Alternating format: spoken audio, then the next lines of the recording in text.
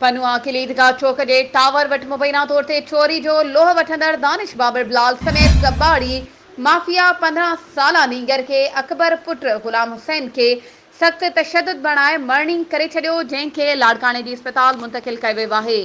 इन हवाले सां वधीक तफ़सील ॾेई रहियो आहे पनुआ किल मां CN न्यूज़ जो रिपोर्टर अयाज़ झंडीर। जी अयाज़, छा तफ़सील आहिनि? जी असांखे हम ख़बर खां आगाह कंदा हलूं त पनुआ किल जे ईदगाह चौक जे टावर वटि कबाड़ी माफ़िया जा जेके दुकान आहिनि, ज़ीशान, बिलाल, ट्रामो ऐं ॿियनि पारां मुबैना तौर ते हिकु नींगर अकबर पुट गुलाम हुसैन ते सख़्तु तशद्दुद करे, जंहिंजी चढ़ाई ऐं दिमाग़ ऐं ॿिए जिस्म में एतिरा धक आहिनि जो नींगर सख़्तु ज़ख़्मी थी पियो आहे, जंहिंखे नाज़ुक हालत में पनुआ किल अस्पताल आंदो वियो। पर उनखे फौरी तौर ते पनुआ किल खां सखर रेफर कयो। सखर खां पोइ नींगर जी हालत ख़राबु थियण ते उनखे हाणे लाड़काणे रेफर कयो वियो आहे।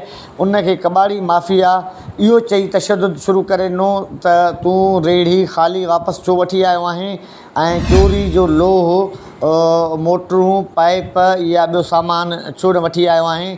ऐं उन ते हुन नींगर खे तशद्दुद निशानो बणायो त विच में भई कंहिं ॿिए हमरा उनखे छॾाइण जी कोशिशि कई त उनखे बि ज़ख़्मी कयो वियो आहे। रूज़ी शेख ऐं ॿियनि माण्हुनि ॿुधायो त उन्हनि ख़िलाफ़ु पुलिस बि एक्शन न पई खणे, उहा बि कबाड़ी माफ़िया सां मिलियल आहे।